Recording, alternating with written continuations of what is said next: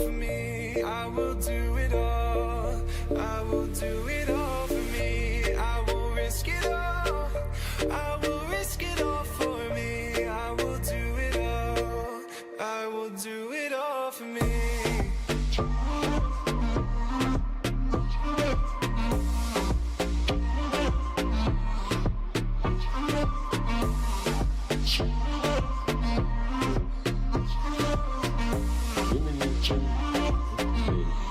When you have the chance, don't think about it, because the push and pull will drive you insane. You can come up with a million reasons not to, but all it takes is one to know for sure. So I'm going all in. I'm taking all my cards and put them in the middle. This is just what I want. I will risk it all. I will risk it all for me. I will do it all. I will do it all for me. I will risk it all. I will risk it all for me. I will do it all. I will do it all for me.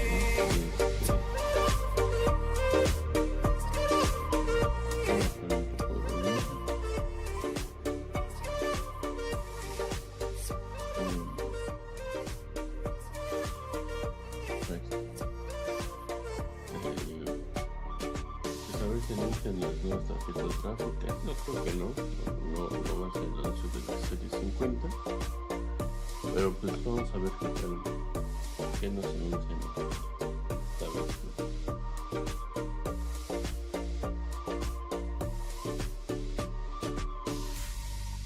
Pero voy a subir un poco de volumen. Según yo no está tan fuerte, pero bueno. A ver si no nos meten copyright, ¿no? Por las músicas que están pasando ahorita. A ver si nos meten copyright, pues ya es si no, mejor le bajo un poco. Yo creo que no. Es música que está ahí, ¿no?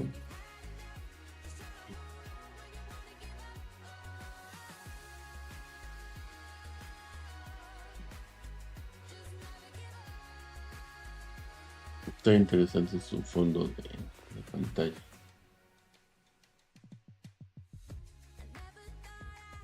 Esto empezaba a las 5 y pues estamos aquí. A ver si inicia el rato. Yo creo que pues como es en vivo, pues se están preparando todo eso, pues no hay tiempo de pues de tener todo fijo, ¿no? O sea, a las 5 va a empezar, pues a las 5 no creo.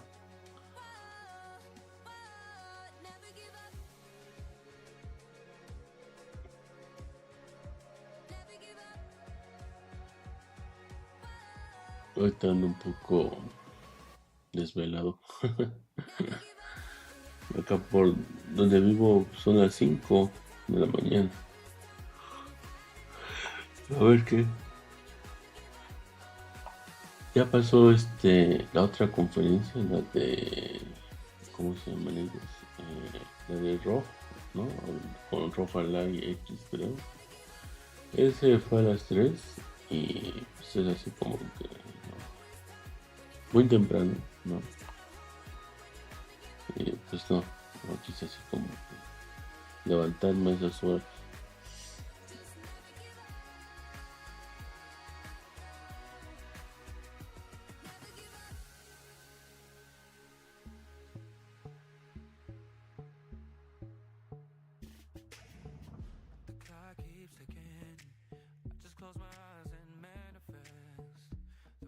Yo no entiendo tanto el inglés, ¿no? Pero pues trataré de hacer mi mayor esfuerzo. A ver qué tal. Pero sí es bien temprano. Yo llevo a las 7, algo así. A las 5. Y en otras partes ya son las 7, pero aquí pues no, todavía no.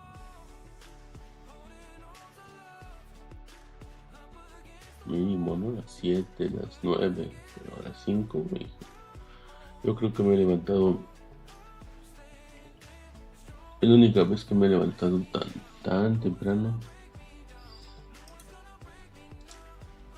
Voy a bajar un poco al micrófono porque sí está un poco alto. Ahí está.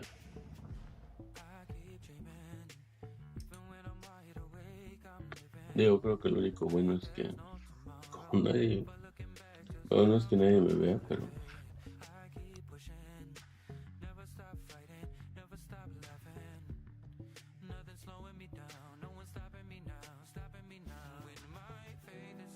ahorita yo usaba micrófono, no, ¿cómo se llaman estos? Audífonos, ¿no? Yo usaba los audífonos para que no se escuchara la música. Y ahorita me estoy dando cuenta de que ya como que ya eliminaron eso, de que se escuchaban como una reverberación, y ya no se escucha la pura voz, como cuando reproduces algo en el Zoom. Todo está súper bien, ya no tengo que andar poniendo un micrófono, perdón, unos audífonos para ver si quiere hablar con el micrófono.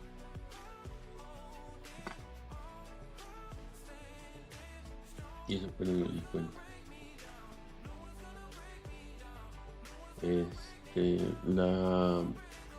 ¿Cómo se llama? La conferencia no tiene chat, ¿no?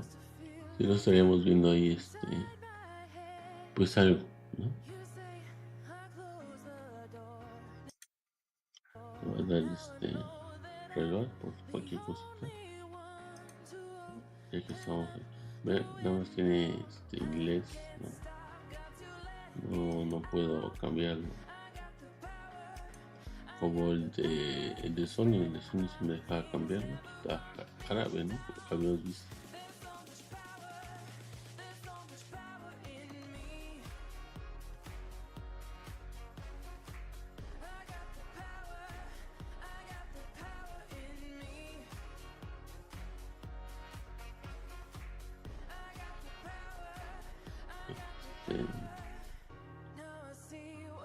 Pues a ver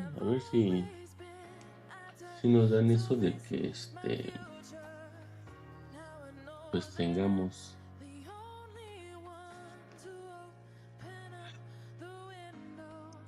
esa pequeña sorpresa de que ya anuncien la serie 50, pero no creo. Eso sí lo dudo mucho.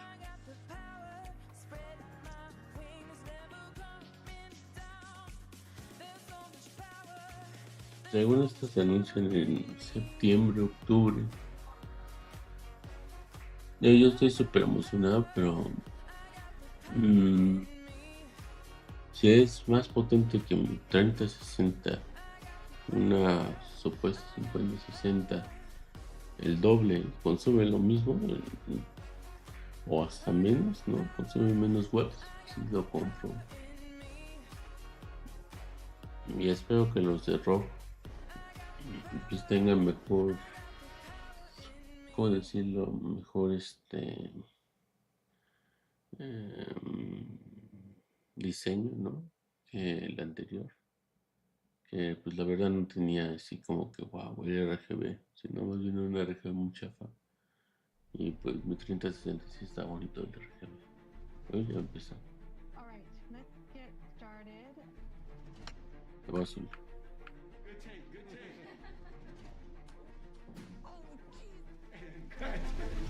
Okay, you guys ready? Yeah. Se fue el audio. Perdón. NVIDIA is so much more than that.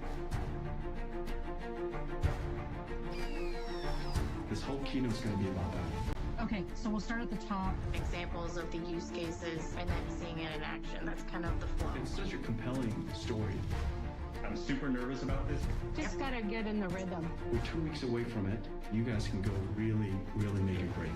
We should take a swing at it. Yeah, that's the plan. I think we need to get daily status on that animation. Can you mute? Because I hear myself. Sorry. What's the drop date for all the videos? It needs to be done on the 28th. Did you get all that? Safe travels, everybody. Super excited to see everyone. See you guys soon. Interesante transición. We're basically moving as fast as the world can absorb technology, so we've got to leapfrog ourselves. Isn't it right?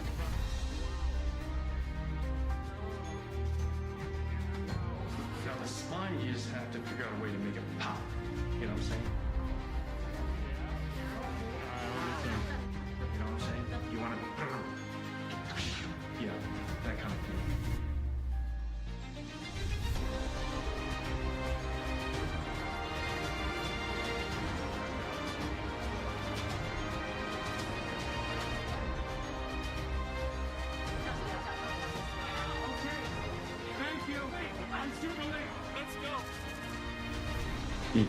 Toda la gente que hay. Que lo veo aquí. 欢迎 NVIDIA 创办人暨执行长黄仁勋先生。 Please welcome to the stage NVIDIA founder and CEO, Jensen Huang. Siempre se quedan esos escenarios en Jensen. Y allá quién sabe qué hora es, pero no me cuenta quién está ahí.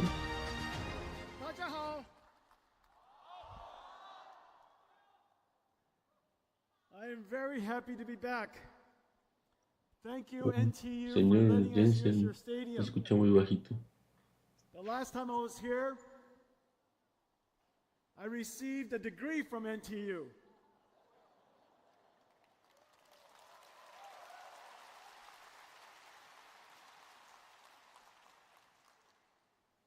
And I gave the run, don't walk speech. And today we have a lot to cover. So I cannot walk, I must run. We have a lot to cover. I have many things to tell you. I'm very happy to be here in Taiwan. Taiwan is the home of our treasured partners. This is, in fact, where everything NVIDIA does begins. Our partners and ourselves take it to the Son world. bastantes. Taiwan and our partnership has created the world's AI infrastructure. Today, I want to talk to you about several things. One, what is happening and the meaning of the work that we do together?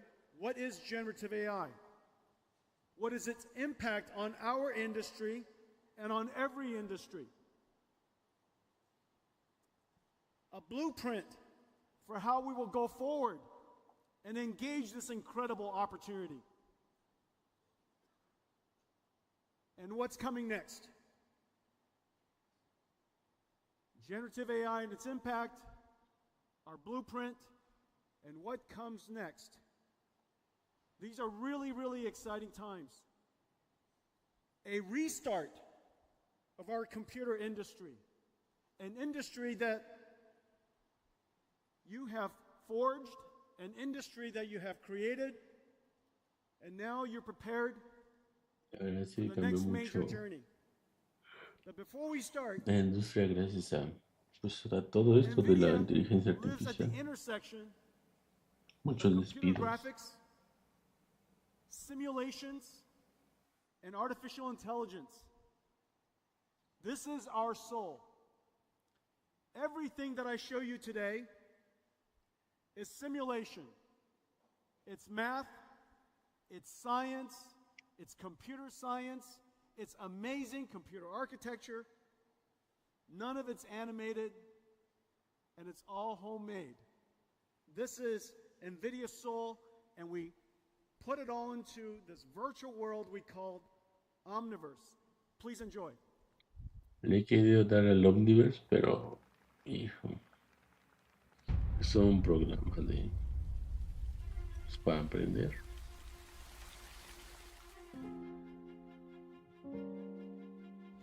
Muy detallado, ¿no?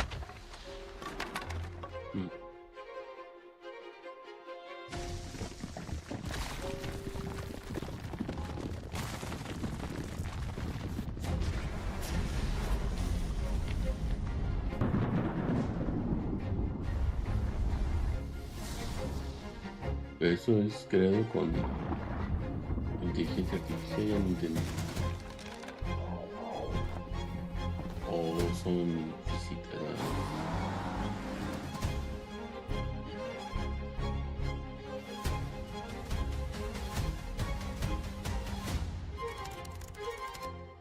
sí, creado con... no.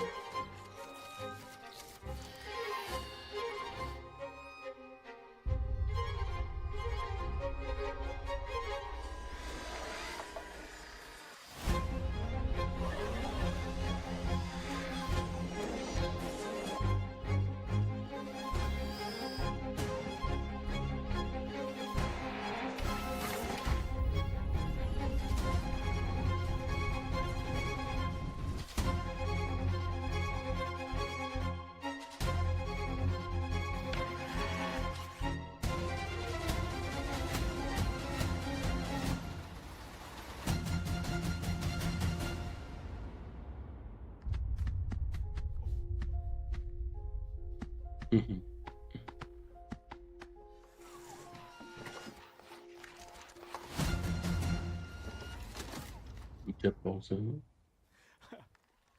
Yo pensé que iba a ser así como un momento gracioso, pero 阮兜做袂歹看吼。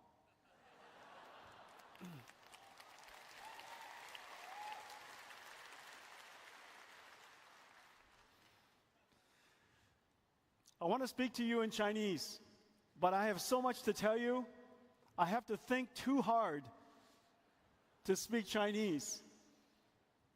So I have to speak to you in English. At the foundation of everything that you saw was two fundamental technologies: accelerated computing and artificial intelligence running inside the omniverse. Those two technologies, those two fundamental forces of computing are going to reshape the computer industry. The computer industry is now some 60 years old. In a lot of ways, everything that we do today was invented the year after my birth, in 1964. The IBM System 360 introduced central processing units, general purpose computing, the separation of hardware and software through an operating system, multitasking, I/O subsystems, DMA, all kinds of technologies that we use today, architectural compatibility, backwards compatibility, family compatibility, all of the things that we know today about computing largely described in 1964. Así que toda la industria Of desde course, que the PC revolution más bien es democratized como un computing punto, ¿no? En la and put historia it in the hands and the houses of everybody. en que va a And cambiar, then also, pues in está 2007, cambiando más the bien iPhone completamente el mundo. introduced mobile computing and put the computer in our Y pocket. cómo lo ha hecho diferentes sistemas. Ever since, everything is connected and running all the time through the mobile cloud. This last 60 years, we saw several, just several, not that many Y actually, pues NVIDIA, two or pues three como tiene esa major tecnología, technology shifts, pues two or puede three decir, ¿no? Que tectonic están shifts in al computing, puntero, por así where decirlo. everything changed. And we're about to see that happen again. There are two Ese gran fundamental paso. things that are happening. The first is that the processor, the engine by which the computer industry runs on, the central processing unit, the performance scaling has slowed tremendously. And yet, the amount of computation we have to do is still doubling very quickly, exponentially. If processing requirement, if the data that we need to process continues to scale exponentially, but performance does not, we will experience computation inflation. And in fact, we're seeing that right now as we speak. The amount of data center power that's used all over the world is growing quite substantially. The cost of computing is growing. We are seeing computation inflation. This, of course, cannot continue. The data is going to continue to increase exponentially, and CPU performance scaling will never return. There is a better way. For almost 2 decades now, we've been working on accelerated computing. CUDA augments a CPU, offloads and accelerates the work that a specialized processor can do much, much better. In fact, the performance is so extraordinary that it is very clear now, as CPU scaling has slowed and eventually substantially stopped, we should accelerate everything. I predict that every application that is processing intensive will be accelerated, and surely every data center will be accelerated in the near future. Now, accelerated computing is very sensible. It's very common sense. If you take a look at an application, and here the 100T means 100 units of time. It could be 100 seconds, it could be 100 hours, and in many cases, as you know, we're now working on artificial intelligence applications that run for 100 days. The 1T is code that requires sequential processing, where single-threaded CPUs are really quite essential. Operating systems, control logic, really essential to have one instruction executed after another instruction. However, there are many algorithms, computer graphics is one, that you can operate completely in parallel. Computer graphics, image processing, physics simulations, combinatorial optimizations, graph processing, database processing, and of course, the very famous linear algebra of deep learning. There are many types of algorithms that are very conducive to acceleration through parallel processing. So we invented an architecture to do that. By adding the GPU to the CPU, the specialized processor can take something that takes a great deal of time and accelerate it down to something that is incredibly fast. And because the two processors can work side by side, they're both autonomous and they're both separate, independent that is, we could accelerate what used to take 100 units of time down to 1 unit of time. Well, the speed up is incredible. It almost sounds unbelievable. It almost sounds unbelievable. But today I'll demonstrate many examples for you. The benefit is quite extraordinary. 100 times speed up, but you only increase the power by about a factor of 3. And you increase the cost by only about 50%. We do this all the time in the PC industry. We add a GPU, a $500 GPU, GeForce GPU, to a $1,000 PC, and the performance increases tremendously. We do this in a data center.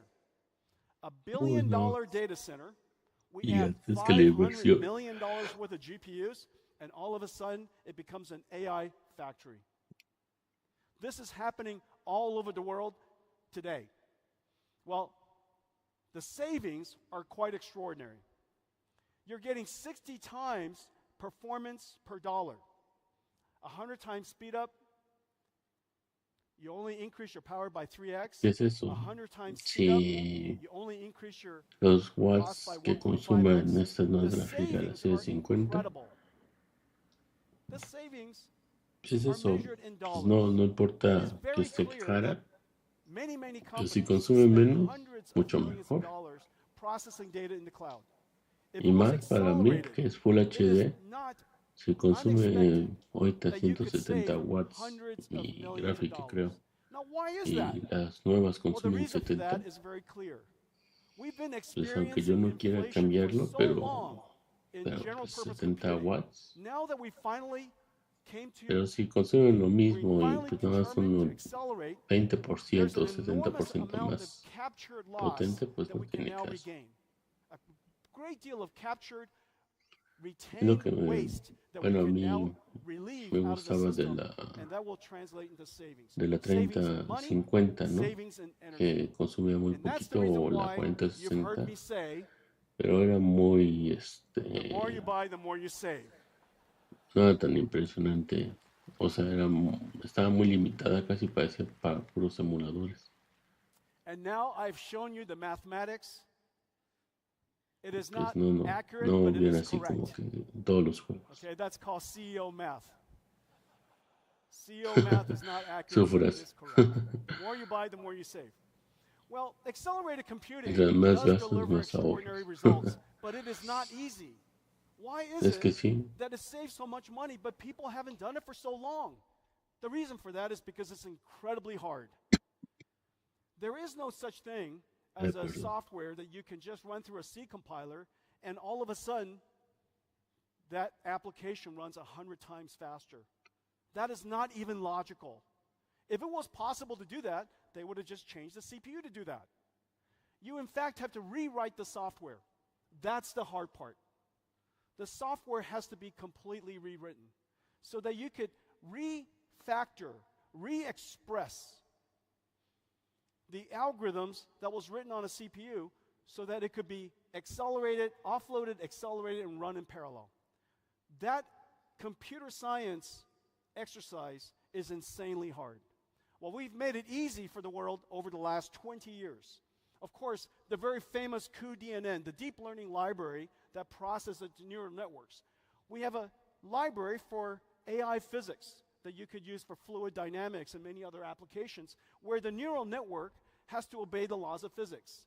We have a great new library called Ariel that is a CUDA accelerated 5G radio so that we can software define and accelerate the telecommunications networks the way that we've software defined the world's networking internet.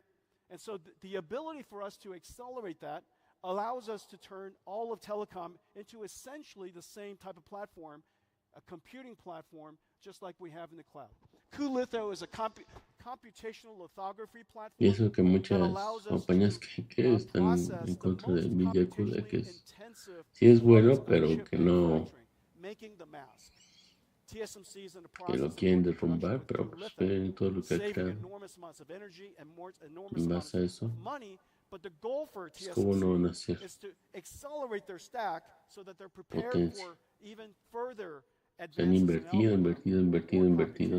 For deeper and deeper, narrow and narrow transistors. Parabricks is our gene sequencing library. It is the highest throughput library in the world for gene sequencing. cuOpt is an incredible library for combinatorial optimization. Todo lo que han hecho. Route planning optimization, the traveling salesman problem. Por algo me gusta mucho más NVIDIA que AMD. Pues es que ellos están enfocados en pues, solamente tarjetas gráficas. Ya si fuera CPU, pues ya sería diferente. 23 world records. We hold every single major world record today. cuQuantum is an emulation system for a quantum computer. If you want to design a quantum computer, you need a simulator to do so. If you want to design quantum algorithms, you need a quantum emulator to do so. How would you do that? How would you design these quantum computers, create these quantum algorithms, if the quantum computer doesn't exist? Well, you use the fastest computer in the world that exists today. And we call it, of course, NVIDIA CUDA. And on that, we have an emulator that simulates quantum computers. It is used by several 100,000 researchers around the world. It is integrated into all the leading frameworks for quantum computing, and is used in scientific supercomputing centers all over the world. cuDF is an unbelievable library for data processing. Data processing consumes the vast majority of cloud spend today. All of it should be accelerated. cuDF accelerates the major libraries used in the world. Spark, many of you probably use Spark in your companies. Pandas, a new one called Polar, and of course, NetworkX, which is a graph processing database library. And so these are just some examples. There are so many more. Each one of them had to be created so that we can enable the ecosystem to take advantage of accelerated computing. If we hadn't created cuDNN, CUDA alone wouldn't have been possible for all of the deep learning scientists around the world to use. Because CUDA and the algorithms that are used in TensorFlow and PyTorch, the deep learning algorithms, the separation is too far apart. It's almost like trying to do computer graphics without OpenGL. It's almost like doing data processing without SQL. These domain-specific libraries are really the treasure of our company. We have 350 of them. These libraries is what it takes and what has made it possible for us to have such open so many markets. I'll show you some other examples today. Well, just last week, Google announced that they've put cuDF in the cloud and accelerate Pandas. Pandas is the most popular data science library in the world. Many of you in here probably already use Pandas. It's used by 10 million data scientists in the world. Downloaded 170 million times each month. It is the Excel, it is the spreadsheet of data scientists. Well, with just one click, you can now use Pandas in Colab, which is Google's cloud data centers platform, accelerated by cuDF. The speed up is really incredible. Let's take a look.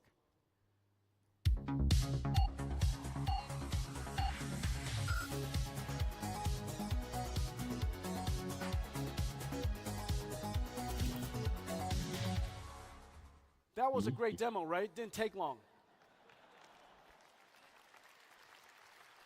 Qué rápido. When you accelerate data processing that fast, demos don't take long. Okay, well, CUDA has now achieved what people call a tipping point, but it's even better than that. CUDA has now achieved a virtuous cycle. This rarely happens. If you look at history and all the computing architectures, computing platforms, in the case of microprocessors, CPUs, it has been here for 60 years. It has not been changed for 60 years. At this level, this way of doing computing, accelerated computing, has been around, creating a new platform is extremely hard because it's a chicken and egg problem. If there are no developers that use your platform, then of course there will be no users. But if there are no users, there are no install base. If there are no install base, developers aren't interested in it. Developers want to write software for a large install base. But a large install base requires a lot of applications so that users would create that install base. This chicken or the egg problem has rarely been broken. And it's taken us now 20 years, one domain library after another, one acceleration library another, and now we have 5 million developers around the world. We serve every single industry, from healthcare, financial services, of course the computer industry, automotive industry, just about every major industry in the world, just about every field of science. Because there are so many customers for our architecture, OEMs and cloud service providers are interested in building our systems.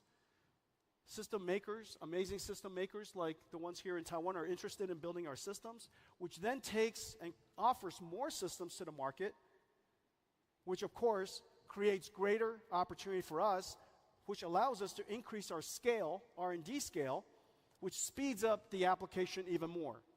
Well, every single time we speed up the application, the cost of computing goes down. This is that slide I was showing you earlier. 100x speed up translates to 97, 96%, 98% savings. And so when we go from 100x speed up to 200x speed up to 1,000x speed up, the savings, the marginal cost of computing continues to fall.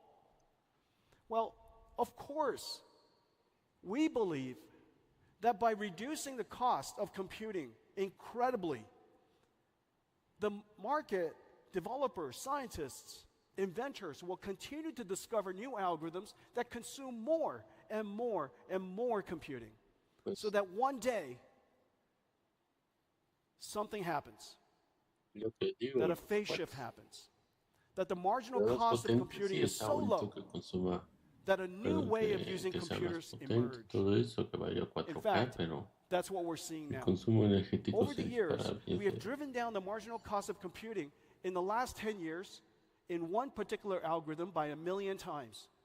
Well, as a result, it is now very logical and very common sense to train large language models with all of the data on the internet. Nobody thinks twice. Pues This sí, a idea mí me that you gustaría can ver una create a 5060 computer con sus that could 70 watts, process so much data to write its own con software. una The potencia emergence similar o of superior artificial a intelligence 3060. was made possible because Ahí of this diría, no, complete pues ya belief toma mi that dinero. if we made computing cheaper Porque and ahorita cheaper and consume creo cheaper, que somebody's going 170 to find a great use. Well, y today, con que consume CUDA has 70, achieved the 90 virtuous cycle. watts, si la compro, Install base pues is yo lo growing. uso casi 30 horas Computing costs is coming diarias, down, perdón, which causes more 30 horas developers to come up with more ideas, a la semana o más. which drives more demand. And now we're in the beginning of something very, very Yo important. sí But ocupo before I mucho, show you mucho that, para jugar, sí I want lo to show ocupo you what bastante. is not possible if not for the fact that we created CUDA, that we created the modern version of the modern Big Bang of AI, generative AI. What I'm about to show you would not be possible. This is Earth 2. The idea that we would create a digital twin of the Earth, that we would go and simulate the Earth so that we could predict the future of our planet to better avert disasters or better understand the impact of climate change so that we can adapt better, so that we could change our habits now. This digital twin of Earth is probably one of the most ambitious projects that the world's ever undertaken, and we're taking large steps every single year, and I'll show you results every single year. But this year, we made some great breakthroughs. Let's take a look.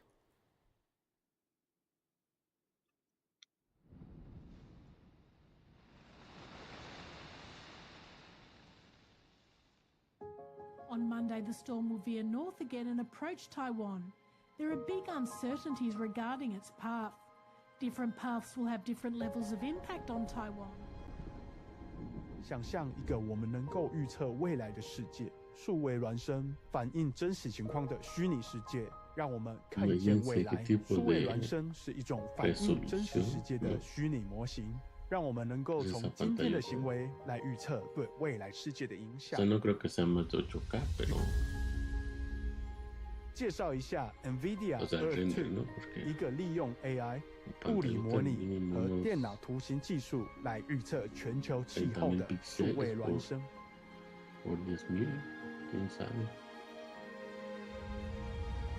CoreDiff 是 NVIDIA 的生成式 AI 模型，它在 WRF 数值模拟的基础上训练而成，能够以12倍更高的解析度生成天气模式，从25公里提高到2公里，这代表了区域天气预测的一个巨大飞跃。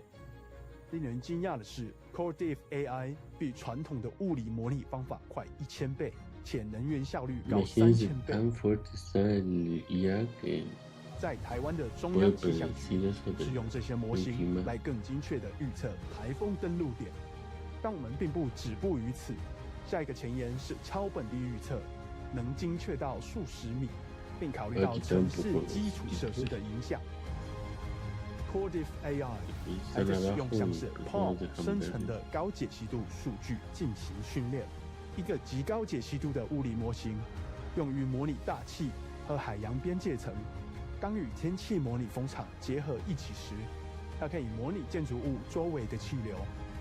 单极强风汇聚的情况，我们预计能够预测像下冲这样的现象。当强风汇聚到街道层，会有可能造成损坏并影响行人。NVIDIA Earth 2是一个绝佳范例。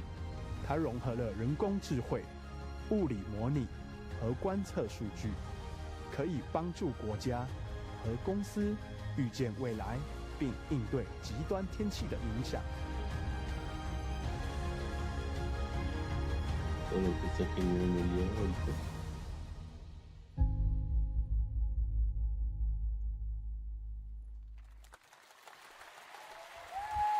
todo lo que hemos descubierto con el IA. Someday, in the near future, we will have continuous weather prediction at every square kilometer on the planet. You will always know what the climate's going to be. You will always know. And this will run continuously because we've trained the AI, and the AI requires so little energy. And so this is just an incredible achievement. I hope you enjoyed it. And very importantly, 我的国语讲的标准吗？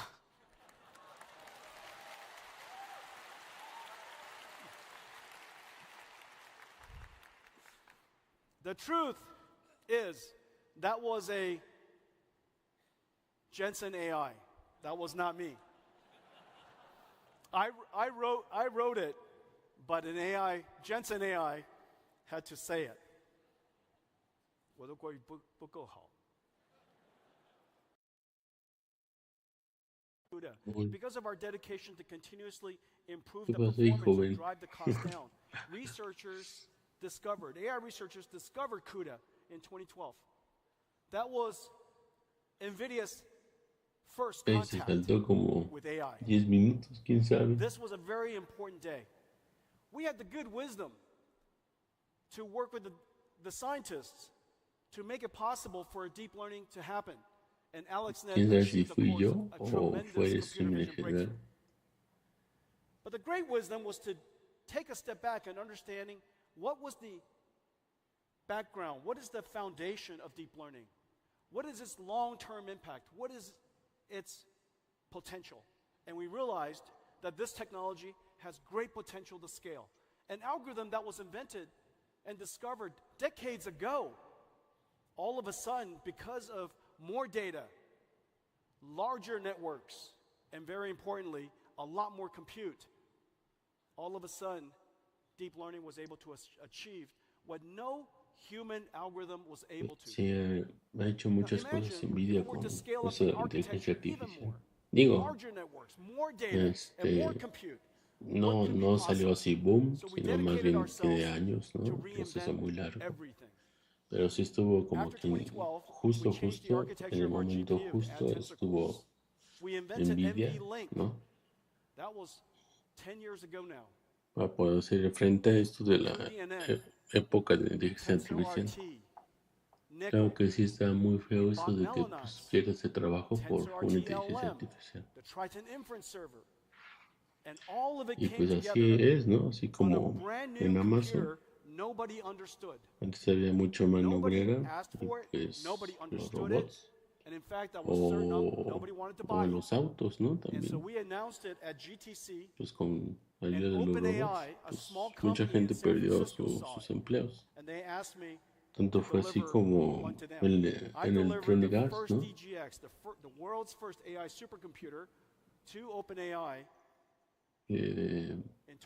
Pues por eso pues casi como 20%, creo que no me acuerdo de la cantidad, pues perdió,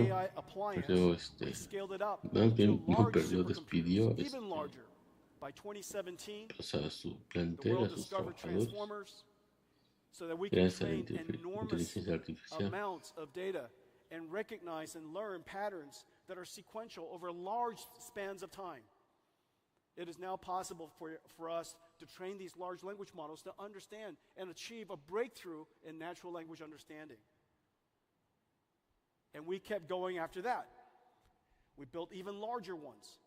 And then in November 2022, trained on tens of thousands of NVIDIA GPUs in a very large AI supercomputer, OpenAI announced ChatGPT.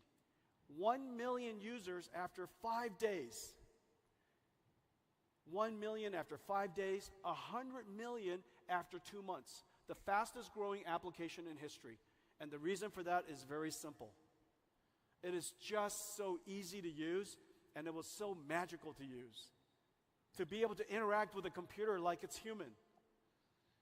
Instead of being clear about what you want, it's like the computer understands your meaning. It understands your intention. Oh, I think here it asked the closest night market. As you know, the night market is very important to me. So when I was young, I think I was 4.5 years old. I used to love going to the night market because I just love watching people. And so we went, my parents used to take us to the night market. Huang, 讲对吗？Huang. and I love going. And one day, my face, you guys might see that I have a large scar on my face. My face was cut because somebody was washing their knife, and I was the low No sé qué son allá, but ¿no? my memories of the night market is so deep because of that. And I used to love, I still love going to the night market. And I just need to tell you guys this. The Tonghua night market is really good because there's a lady, she's been working there for 43 years. Bastante. She's the fruit lady. And it's in the middle of the street, the middle between the two. Go find her. Okay? She... Su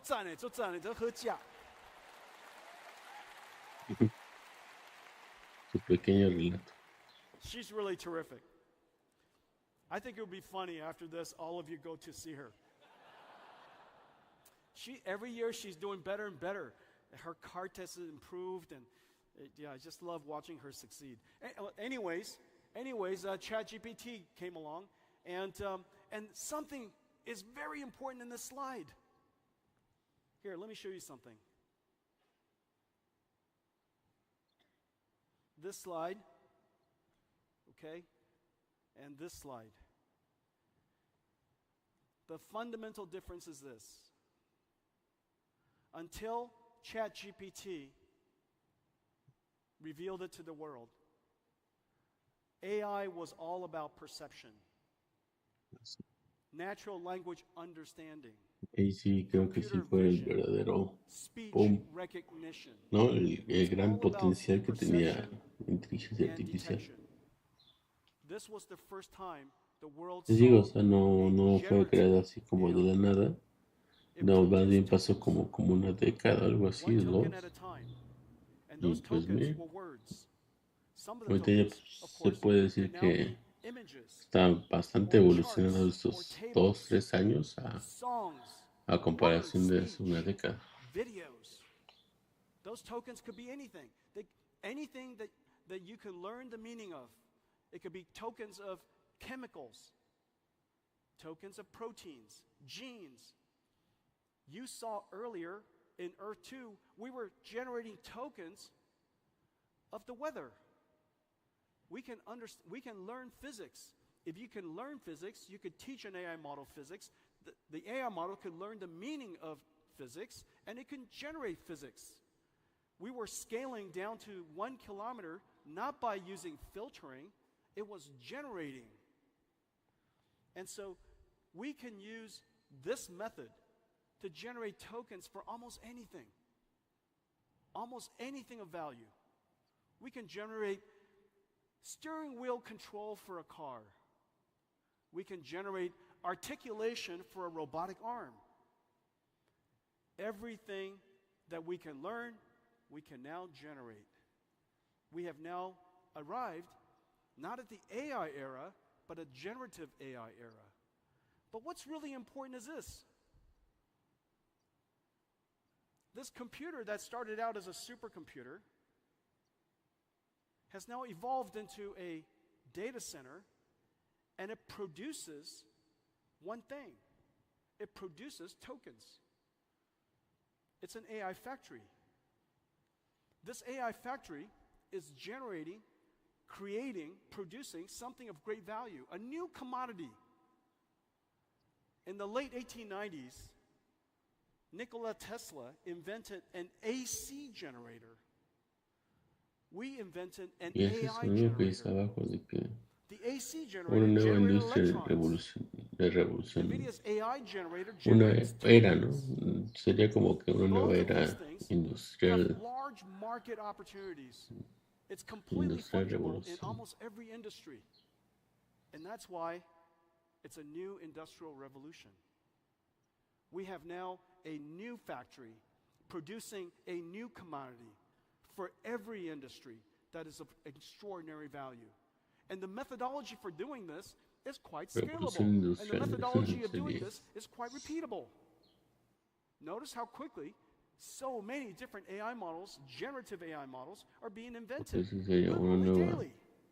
Every single industry is now piling on. For the very first time, the IT industry, which is $3 trillion, $3 trillion IT industry, is about to create something that can directly serve $100 trillion of industry. No longer just an instrument for information storage or data processing, but a factory for generating intelligence for every industry. This is going to be a manufacturing industry, not a manufacturing industry of computers, but using the computers in manufacturing. This has never happened before. Quite an extraordinary thing. What started with accelerated computing, led to AI, led to generative AI, and now an industrial revolution. Now the impact to our industry is also quite significant. Of course, we could create a new commodity, a new product we call tokens for many industries, but the impact to ours is also quite profound. For the very first time, as I was saying earlier, in 60 years, every single layer of computing has been changed.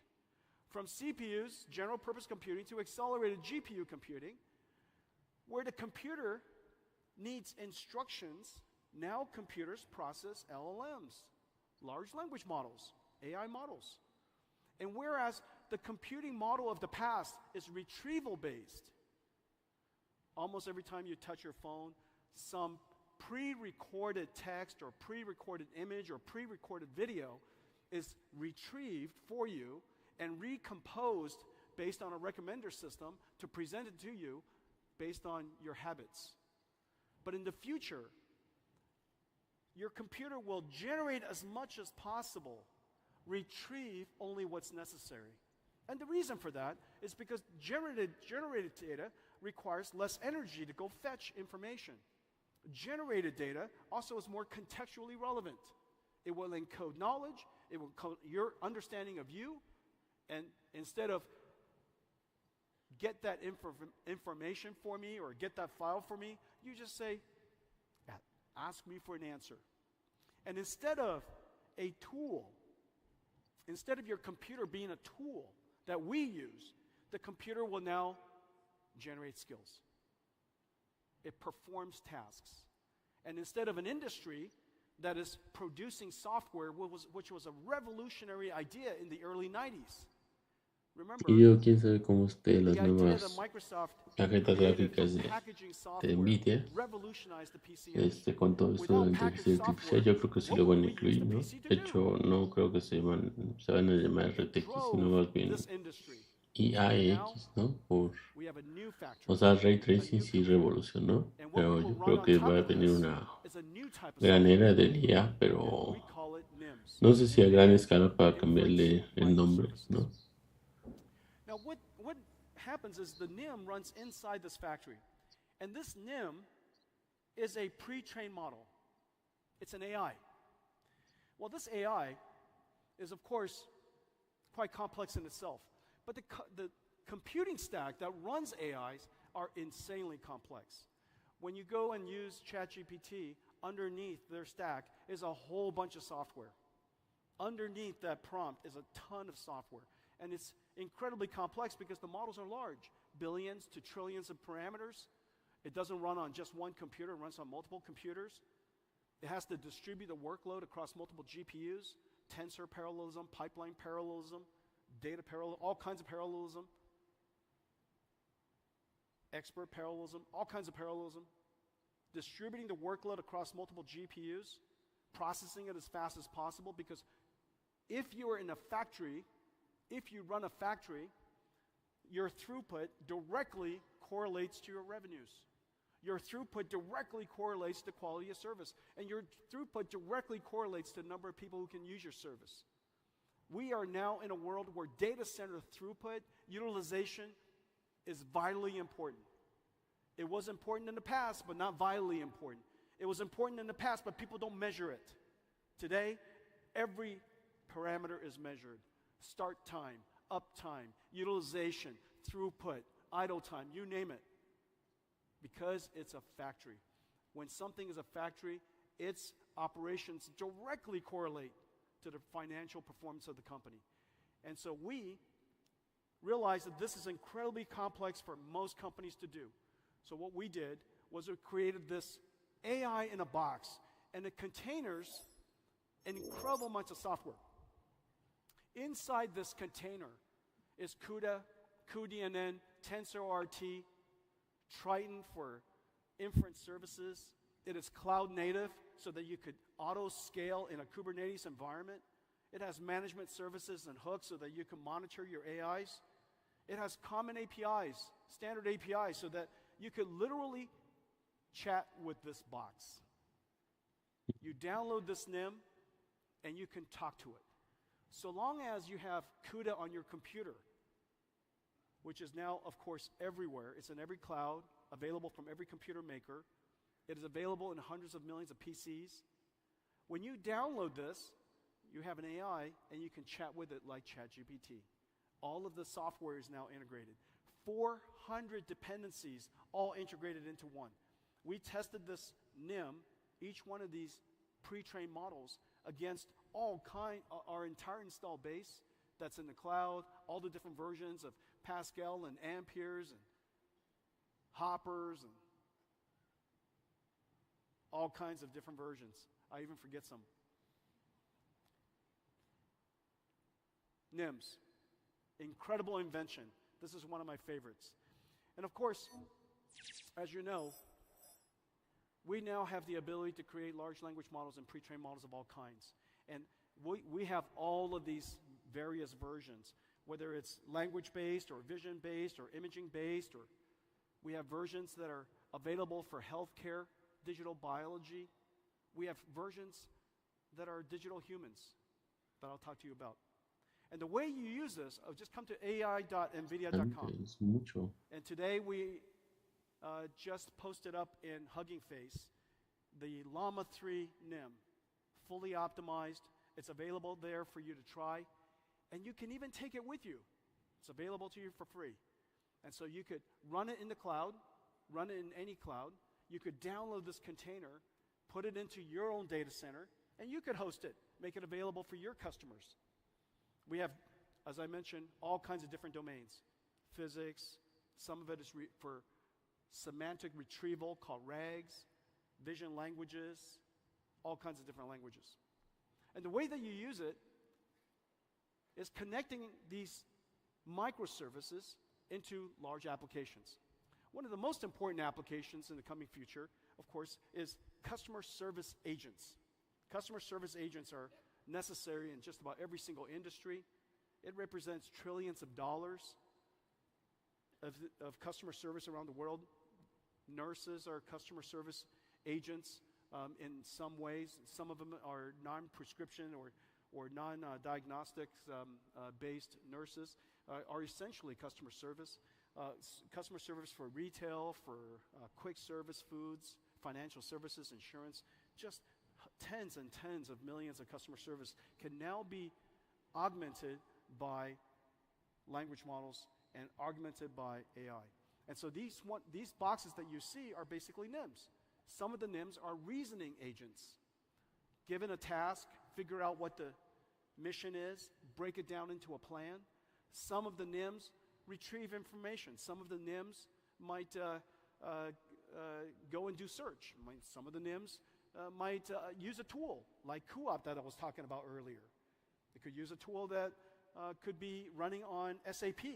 And so it has to learn a particular language called ABAP.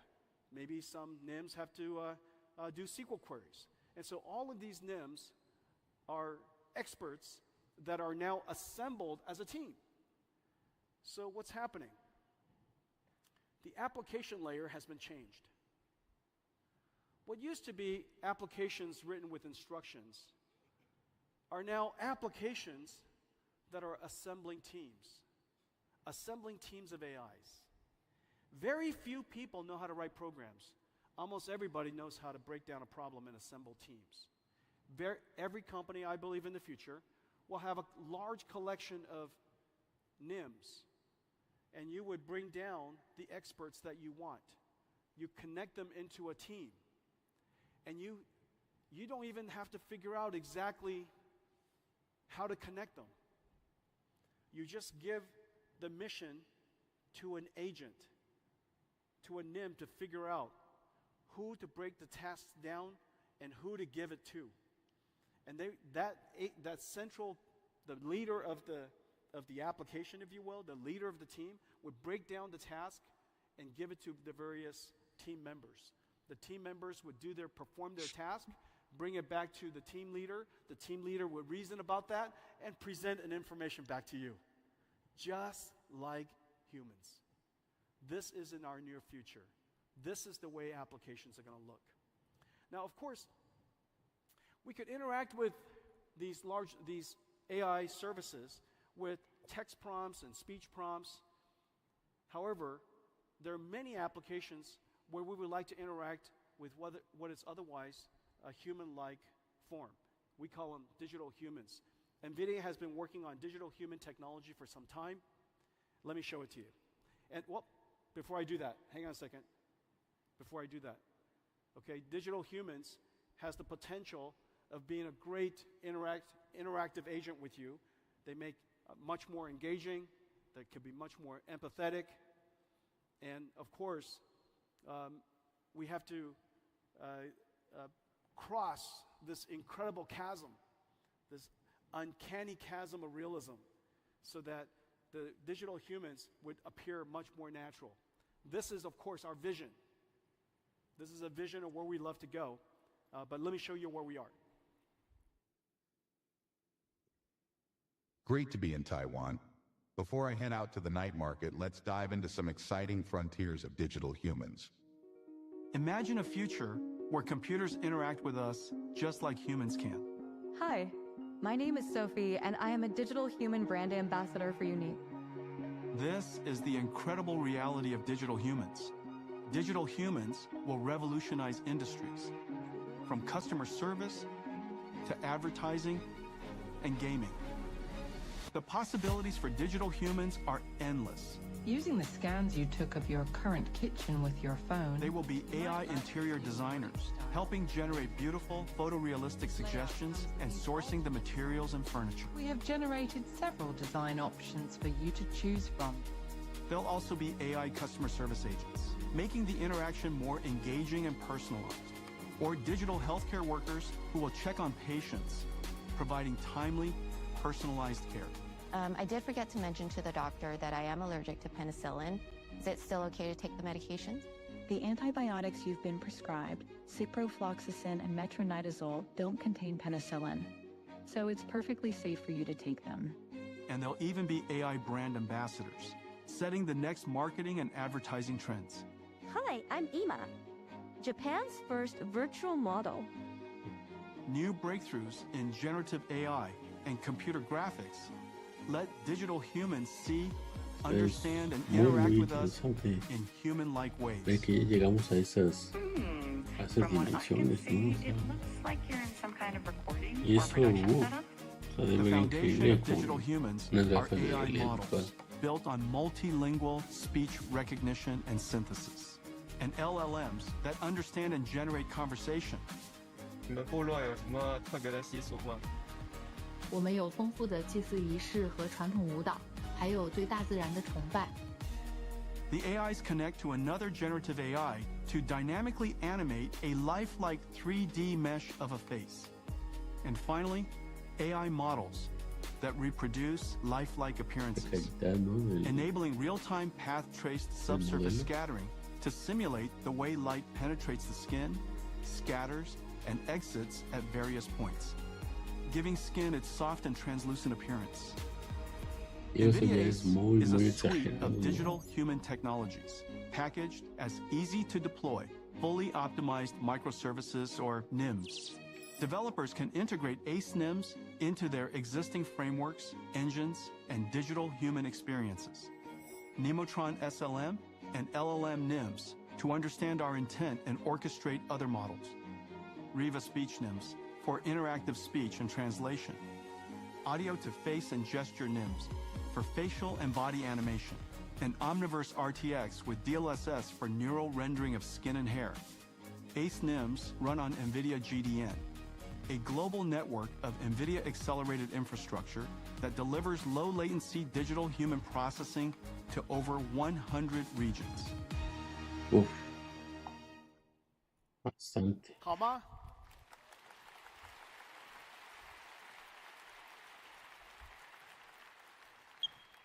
Pretty incredible. Well, those ACE runs in the cloud, but it also runs on PCs. We had the good wisdom of including Tensor Core GPUs in all of RTX. So we've been shipping AI GPUs for some time, preparing ourselves for this day. The reason for that is very simple. We always knew that in order to create a new computing platform, you need an install base first. Eventually, the application will come. If you don't create the install base, how could the application come? And so if you build it, they might not come. But if you build it, if you don't build it, they cannot come. And so we installed every single RTX GPU with Tensor Core processing, and now we have 100 million GeForce RTX AI PCs in the world, and we're shipping 200, and this COMPUTEX, we're featuring 4 new amazing laptops. All of them are able to run AI. Your future laptop, your future PC will become an AI. It'll be constantly helping you, assisting you in the background. The PC will also run applications that are enhanced by AI. Of course, all your photo editing, and your writing, and your tools, all the things that you use will all be enhanced by AI. And your PC will also host applications with digital humans that are AIs. And so there are different ways that AIs will manifest themselves and become used in PCs, but PCs will become a very important AI platform. And so where do we go from here? I spoke earlier about the scaling of our data centers, and every single time we scaled, we found a new phase change. When we scaled from DGX into large AI supercomputers, we enabled transformers to be able to train on enormously large data sets. Well, what happened was, in the beginning, the data was human supervised. It required human labeling to train AIs. Unfortunately, there is only so much you can human label. Transformers made it possible for unsupervised learning to happen. Now, transformers just look at an enormous amount of data, or look at an enormous amount of video, or look at an enormous amount of images, and it can learn from studying an enormous amount of data, find the patterns and relationships itself. Well, the next generation of AI needs to be physically based. Most of the AIs today don't understand the laws of physics. It's not grounded in the physical world. In order for us to generate images and videos and 3D graphics and many physics phenomenons, we need AIs that are physically based and understand the laws of physics. Well, the way that you could do that is, of course, learning from video is one source. Another way is synthetic data, simulation data. And another way is using computers to learn with each other. This is really no different than using AlphaGo, having AlphaGo play itself, self-play, and between the two capabilities, same capabilities, playing each other for a very long period of time, they emerge even smarter. And so you're going to start to see this type of AI emerging. Well, if the AI data is synthetically generated and using reinforcement learning, it stands to reason that the rate of data generation will continue to advance. And every single time data generation grows, the amount of computation that we have to offer needs to grow with it. We are about to enter a phase where AIs can learn the laws of physics and understand and be grounded in physical world data. And so we expect that models will continue to grow. And we need larger GPUs. Well, Blackwell was designed for this generation. This is Blackwell, and has several very important technologies. One, of course, is just the size of the chip. We took two of the largest, a chip that is as large as you can make it at TSMC, and we connected two of them together with a 10 terabytes per second link between. the world's most advanced SerDes connecting these two together. We then put two of them on a computer node, connected with a Grace CPU. The Grace CPU could be used for several things. In the training situation, it could be used for fast checkpoint and restart. In the case of inference and generation, it could be used for storing context memory, so that the AI has memory and understands the context of the conversation you would like to have. It's our second generation transformer engine. Transformer engine allows us to adapt dynamically to a lower precision based on the precision and the range necessary for that layer of computation.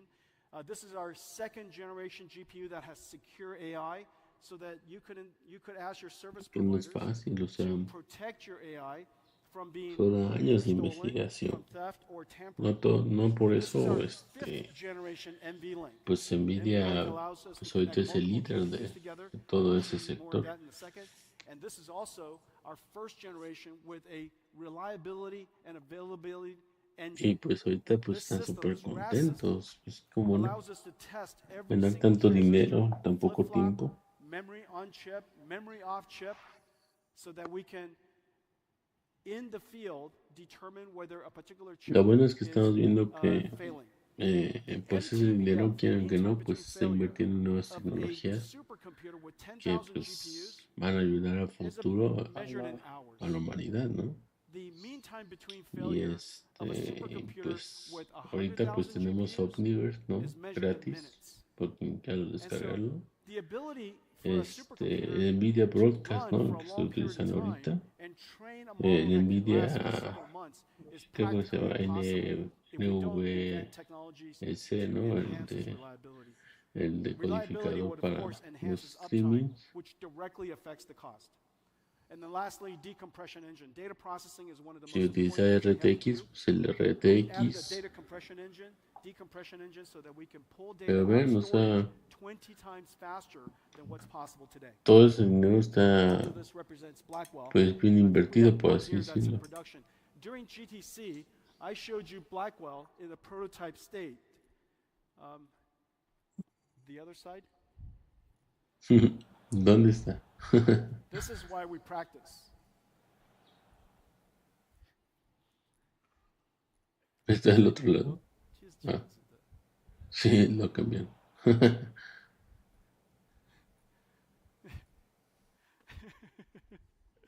Ladies and gentlemen, this is Blackwell. Sí, ya lo habíamos visto, Jensen. Blackwell is ¿Cuánto production. costaba esa plaquita? Incredible amounts of technology. Uf. This is our production board. This is the most complex, highest performance computer the world's ever made. This is the Imagínense Grace si nosotros CPU. los vemos así, And these are, todo lo que contiene you la, see each la one of these dichosa Blackwell dies, two of them plaquita. connected together. You see that? It is the largest die, the largest chip the world makes. And then we connect two of them together Y with a quién 10 sabe si es terabyte per funcional, ¿no? second link. O nada más es de adorno, pero ven, así como los pasteles, ¿no? And the performance is incredible. Take a look at this. Digo, yo lo haría así, ¿no? Como se pareciera, pero que no sea real, porque pues la construcción, pues no tiene caso de construir algo que no vas a utilizar, pero ya cuando eres millonario, o más bien como es muestra, ¿no? Del producto, pues te da igual, ¿no? Construir una unidad que pues sea un modelo, pues no vas a perder, porque pues al fin y al cabo pues es para mostrar. Pero sí lo haría como tipo cartón, de que pues no, nada de eso es funcional y solamente es pura estética, ¿no? Pero ven cómo se disparó. No manches. Whenever we bring the computation high, the thing that happens is the cost goes down. And I'll show you. What we've done is we've increased through its Esto sí es computational bastante capability, fuerte. the energy Y así quiero que sean las tarjetas gráficas, las series 50. Quiero que exploten así como ahorita vimos en el gráfico. the amount of Digo, van a energy tener that la is misma used arquitectura, has pero gone down by va a ser 250 diferente, ¿no? times. Well, Habla de que cómo Pascal está would have en taken los servidores a cómo está. 1,000 gigawatt hours. 1,000 gigawatt hours means that it would take a gigawatt data center. The world doesn't have a gigawatt data 350 center, de but if you had a energía gigawatt reducida. data center, it would take a month. If you had a 100 megawatt data center, it would Y es take eso about a que year. estamos gastando menos luz Would, of que, course, que antes. create such a Y es lo thing. que me gusta And ahorita de la that's the reason PC, why que large language gasta, models, ChatGPT, sí, is so gastará possible más luz, only ¿no? 8 years Pero ago. By us driving también está el down ray the tracing, increase que in the sí, performance, the energy bien efficiency, while keeping and las, improving energy las efficiency sombras, along the way, we've now taken with Blackwell what used to be 1,000 que sí, gigawatt hours to 3. An incredible los gráficos advance. en ultra y todo 3 eso, pues gigawatt hours, consumen, if it's pues ahora sí if que it's su a luz. Pero en la siguiente generación yo espero que ya, o sea, en esta, ¿no? Espero que ya, pues eso se reduzca bastante drásticamente. Y ya porque fue un juego en Full HD, ¿no? O sea, no tendría que ser tan fuerte el consumo energético. Pero sí, si consume menos, estaría genial. 45,000 times. 17,000 joules per token. That was Pascal. 17,000 joules is kind of like 2 light bulbs running for 2 days. It would take 2 light bulbs running for 2 days amounts of energy, 200 watts running for 2 days, to generate 1 token of GPT-4. It takes about 3 tokens to generate 1 word. And so the amount of energy used necessary for Pascal to generate GPT-4 and have a ChatGPT experience with you was practically impossible. But now we only use 0.4 joules per token, and we can generate tokens at incredible rates and very little energy. Okay, so Blackwell is just an enormous leap. Well, even so, it's not big enough. And so we have to build even larger machines. And so the way that we build it is called DGX. So this is our Blackwell chips, and it goes into DGX systems.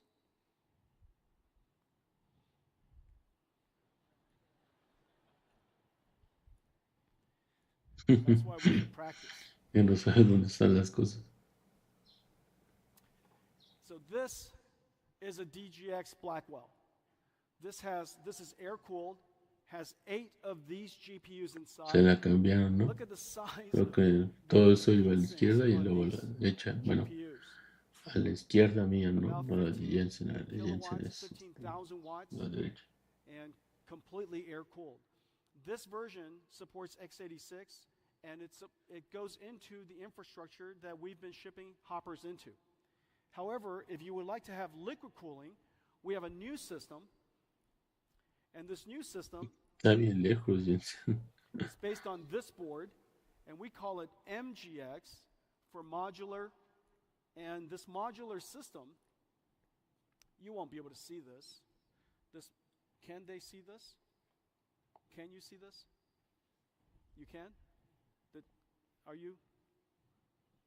Okay. I see. And so this is the MGX system. Montón de And here's cables. the 2 Blackwell boards. So this one node has 4 Blackwell chips. These 4 Blackwell chips, this is liquid cooled. 9 of them, 72 of these GPUs are then connected together with a new NVLink. This is NVLink switch 5th generation. And the NVLink switch is a technology miracle. This is the most advanced switch the world's ever made. The data rate is insane. And these switches connect every single one of these Blackwells to each other, so that we have one giant 72 GPU Blackwell. Well, the benefit of this is that in one domain, one GPU domain, this now looks like one GPU. This one GPU has 72 versus the last generation of 8, so we increased it by 9 times. The amount of bandwidth we've increased by 18 times. The AI flops we've increased by 45 times, and yet the amount of power is only 10 times. This is 100 kilowatts, and that is 10 kilowatts. And that's for one. Now, of course, well, you could always connect more of these together, and I'll show you how to do that in a second. But what's the miracle is this chip, this NVLink chip. People are starting to awaken to the importance of this NVLink chip as it connects all these different GPUs together, because the large language models are so large, it doesn't fit on just one GPU, it doesn't fit on just one node. It's going to take the entire rack of GPUs, like this new DGX that I was just standing next to hold a large language model that are tens of trillions of parameters large. NVLink switch in itself is a technology miracle. It's 50 billion transistors, 74 ports at 400 gigabits each, 4 links, cross-sectional bandwidth of 7.2 terabytes per second. But one of the important things is that it has mathematics inside the switch so that we can do reductions, which is really important in deep learning, right on the chip. And so this is what a DGX looks like now. And a lot of people ask us, they say, and there's this confusion about what NVIDIA does, and how is it possible that NVIDIA became so big building GPUs? And so there's an impression that this is what a GPU looks like. Now, this is a GPU. This is one of the most advanced GPUs in the world, but this is a gamer GPU. But you and I know that this is what a GPU looks like. This is one GPU. Ladies and gentlemen, DGX GPU. You know? With nada, no? The back of this GPU is the NVLink spine. The NVLink spine is 5,000 wires. Es que la 2 GPU, miles. pues es un cuadrito, la mitad de eso. And it's right here. La otra mitad es el disipador de calor. Is an NVLink spine. Puf. Imagínense cargar esa And it cosa. connects 72 GPUs to each other. This is an electrical, mechanical miracle. The transceivers makes it possible for us to drive the entire length in copper. And as a result, this switch, the NVLink switch, driving the NVLink spine in copper, makes it possible for us to save 20 kilowatts in one rack. 20 kilowatts could now be used for processing. Just an incredible achievement. So this is the NVLink spine. No, pues no. Súper pesado de hacer eso. Wow. Sí. Pues que se rompe la mano por uno y ese. And even this is not big enough. Even this is not big enough for AI factories, so we have to connect it all together with very high-speed networking. Well, we have 2 types of networking. We have InfiniBand, which has been used in supercomputing and AI factories all over the world. And it is growing incredibly fast for us. However, not every data center can handle InfiniBand because they've already invested their ecosystem in Ethernet for too long. And it does take some specialty and some expertise to manage InfiniBand switches and InfiniBand networks. And so what we've done is we've brought the capabilities of InfiniBand to the Ethernet architecture, which is incredibly hard. And the reason for that is this. Ethernet was designed for high average throughput. Because every single node, every single computer is connected to a different person on the internet, and most of the communications is the data center with somebody on the other side of the internet. However, deep learning and AI factories, the GPUs are not communicating with people on the internet mostly, it's communicating with each other. They're communicating with each other because they're collecting partial products, and they have to reduce it and then redistribute it. Chunks of partial products, reduction, redistribution. that traffic is incredibly bursty. And it is not the average throughput that matters. It's the last arrival that matters. Because if you're collecting partial products from everybody, if I'm trying to take all of your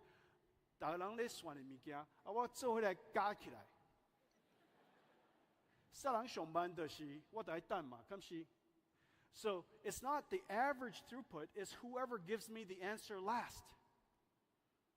Okay? Ethernet has no provision for that. And so there are several things that we had to create. We created an end-to-end architecture so that the NIC and the switch can communicate. And we applied 4 different technologies to make this possible. Number 1, NVIDIA has the world's most advanced RDMA. And so now we have the ability to have a network-level RDMA for Ethernet that is incredibly great. Number 2, we have congestion control. The switch does telemetry at all times incredibly fast, and whenever the Digo, es sano pensar, o más bien hacer un ahorro para la siguiente generación, ¿no? Pero, por ejemplo, pues, no vi un gran salto de una 30. Digo, no es que tuviera dinero de sobra, ¿no? Pero no vi un gran salto de una 30, ¿no? Bueno, la serie 30 a la serie 40. Yo creo que lo más sano es, pues, esperar 2 generaciones, o sea, 4 años, o hasta 3, para dar un salto. Si esta generación, la serie 50, no es así como que, el consumo energético va a ser el mismo, pero vas a tener un poco más de ray tracing o algo así, pues no tiene caso. O la inteligencia artificial que se está explotando ahorita con los videojuegos, 1 o 2 juegos para, no sé, 4 años, pues no tiene caso. Por eso no sé, por eso estaba interesado en esta plática para saber. Y ahorita se están especializando un poco en los datasetters, ¿no? Pero sí quisiera saber, pues, cómo va a estar la nueva, digo, no lo van a anunciar ahorita, ¿no? Yo, pues, esperaba, ¿no? Que hicieran así como que boom, ¿no? Pero, pues sí, la van a anunciar hasta septiembre o algo así. Pero sí quiero checar cómo va a estar la serie 50 para, pues, empezar a ahorrar, por así decirlo. Y porque bueno, o sea, no voy a comprar una 5090. Para mí, o sea, yo que juego Full HD, mi monitor es de 75 Hz. Y pues sí, a mí me importa mucho el consumo energético porque, pues, estoy pagando la luz. Digo, si me la robara, pues estaría súper genial, ¿no? Cualquiera, dame una 5090, la más barata que tenga y ya, ¿no? Pero, pues como sí pago la luz, pues pues sí me importa el consumo energético. Y si una 5060, como decía, consume 70 watts frente a los 170 que estoy consumiendo ahorita, y hace lo mismo y tiene 16 gigas, por ejemplo, de RAM, pues obvio que lo voy a comprar. Pero si no es así, pues estoy feliz. Ahorita estoy feliz con mi 3060. Voy a ver cualquier juego que pues está en el Game Pass, o luego lo regale Epic Games, o lo regale en Steam, ¿no? Pues no hay así como que la gran necesidad de cambiar de GPU ahorita. Si es que pues no viene un gran salto. Si veo que, por ejemplo, van a poner esto de la IA, ¿no? Va a ser como el ray tracing, que pues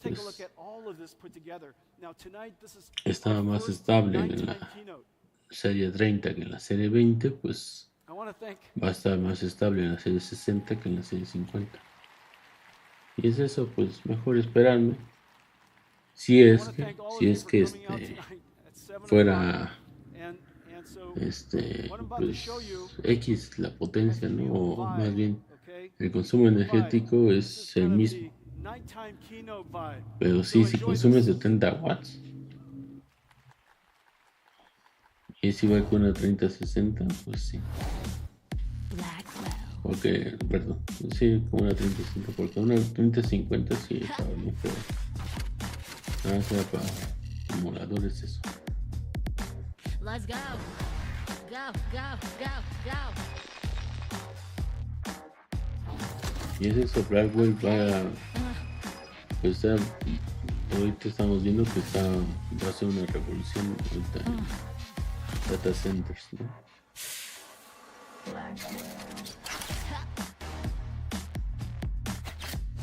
Y eso pues lamentablemente o más bien no sabemos pues, para qué sirve, ¿no?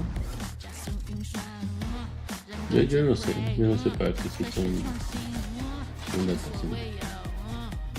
O sea, para guardar archivos, pero para qué cosas, no sé qué más se puede hacer con un data center.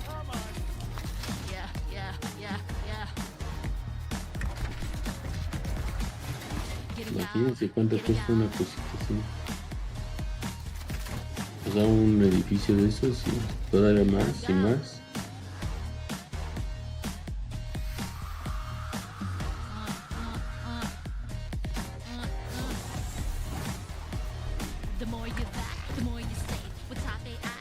Y eso para pues, los mortales.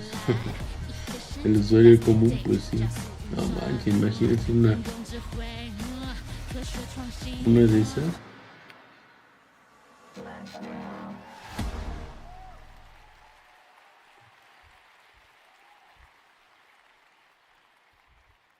Ese chiquito es como si fuera uno de básquetbol, ¿no? I think that style of Keynote has never been done in COMPUTEX ever. Might be the last.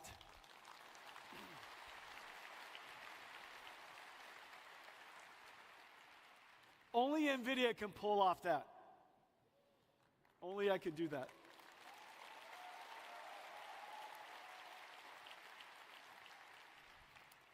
Blackwell, of course, is the first generation of NVIDIA platforms that was launched at the beginning, right as the world knows the generative AI era is here. Just as the world realized the importance of AI factories, just as the beginning of this new industrial revolution. We have so much support. Nearly every OEM, every computer maker, every CSP, every GPU cloud, sovereign clouds, even telecommunication companies, enterprises all over the world. The amount of success, the amount of adoption, the amount of enthusiasm for Blackwell is just really off the charts, and I want to thank everybody for that.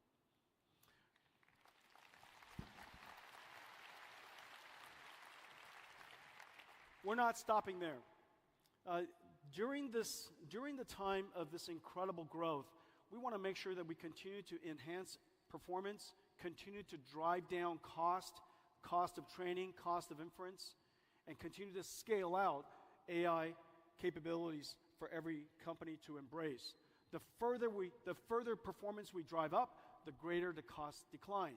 Hopper platform, of course, was the most successful data center processor probably in history. And this is just an incredible, incredible success story. However, Blackwell is here, and every single platform, as you'll notice, are several things. You got the CPU, you have the GPU, you have NVLink, you have the NIC, and you have the switch. The NVLink switch connects all of the GPUs together as large of a domain as we can, and whatever we can't do, we connect it with Ya dije, pues está fallando very large and very high speed. la visión del lado izquierdo, pero es que is not just a GPU, but it's tiene un tipo blur ahí en la We pantalla. integrate the entire platform into an AI factory supercomputer.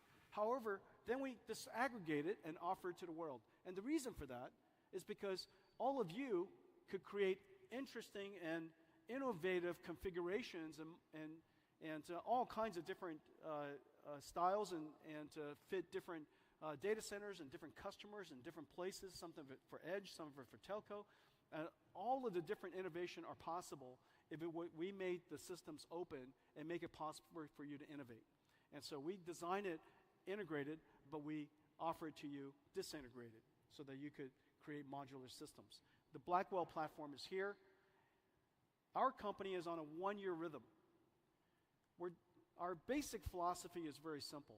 1, build the entire data center scale, disaggregate it, and sell it to you in parts on a 1-year rhythm, and we push everything to technology limits.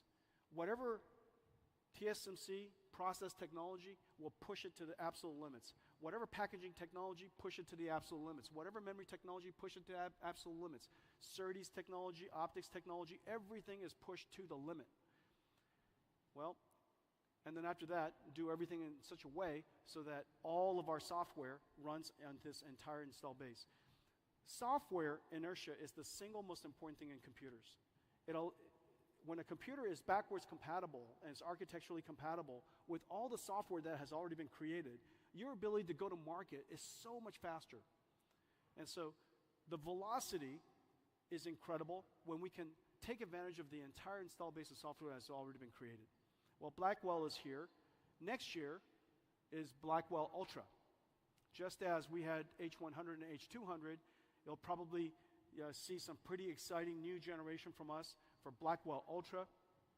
Again, pushed to the limits, and the next generation Spectrum switch, as I mentioned. Well, this is the very first time that this next click has been made. And I'm not sure yet whether I'm going to regret this or not.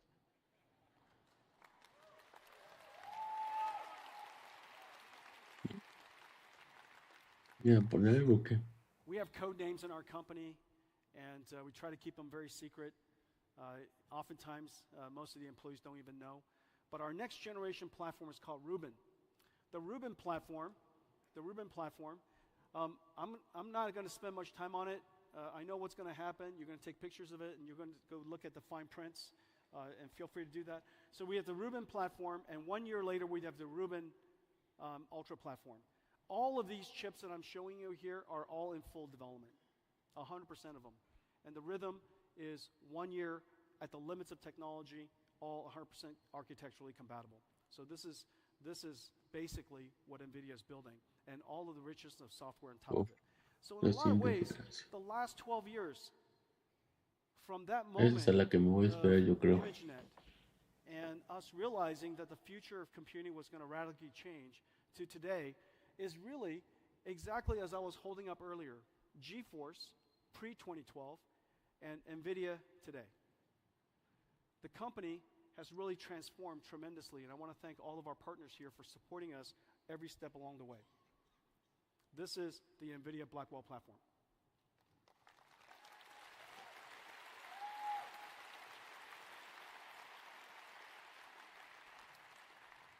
Let me talk about what's next.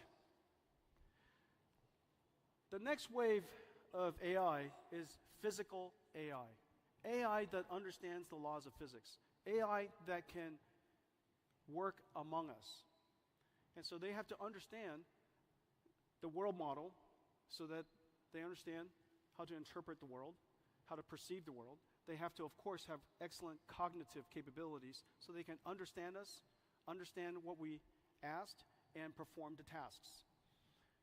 In the future, robotics is a much more pervasive idea. Of course, when I say robotics, there's a humanoid robotics that's usually the representation of that. But that's not at all true. Everything is going to be robotic. All of the factories will be robotic. The factories will orchestrate robots, and those robots will be building products that are robotic. Robots interacting with robots, building products that are robotic. Well, in order for us to do that, we need to make some breakthroughs, and let me show you the video.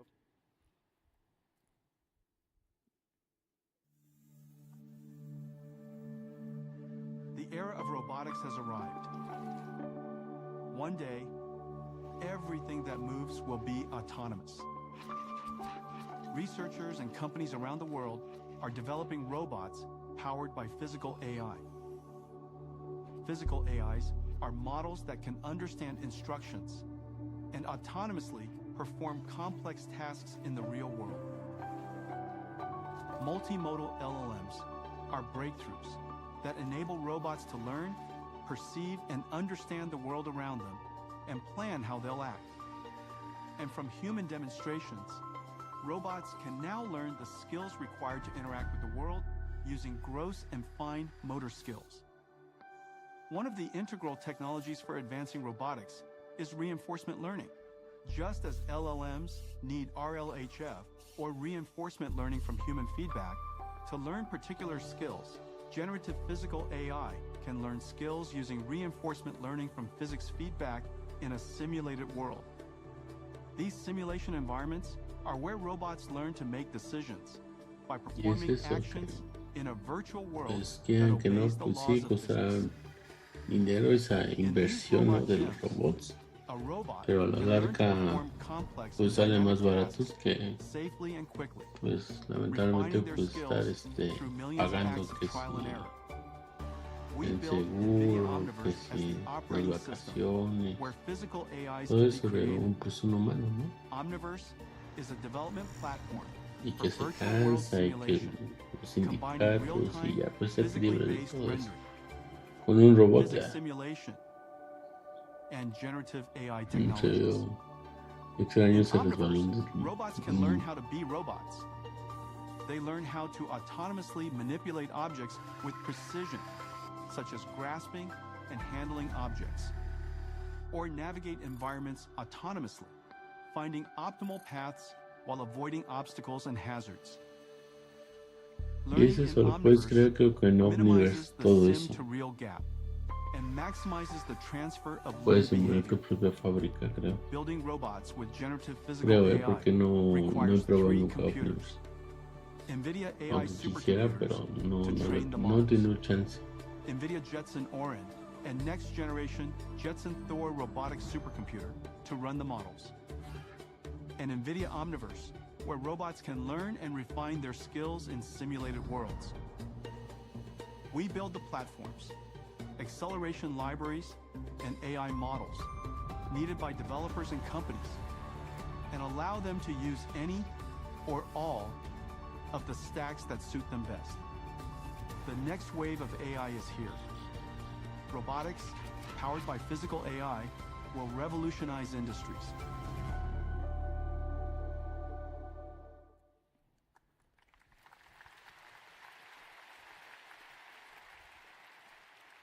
This isn't the future, this is happening now.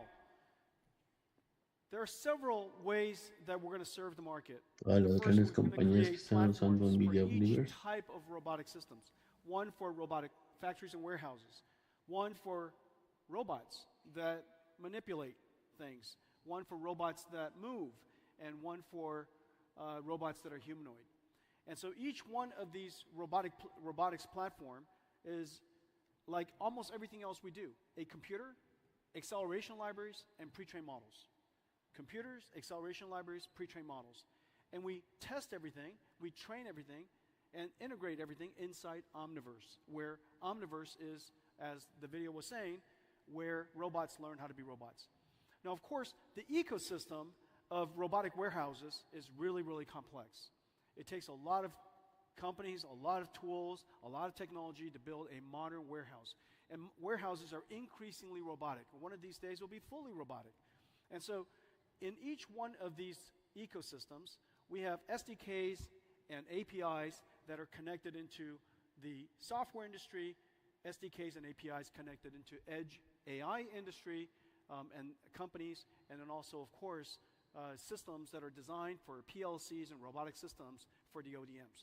It's then integrated by integrators created for ultimately building warehouses for customers. Here we have an example of Kenmac building a robotic warehouse for Giant Group.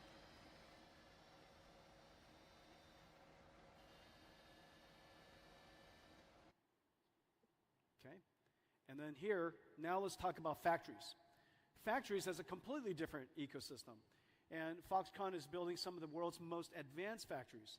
Their ecosystem, again, edge computers and robotics, software for designing the factories, the workflows, programming the robots, and of course, PLC computers that orchestrate the digital factories and the AI factories.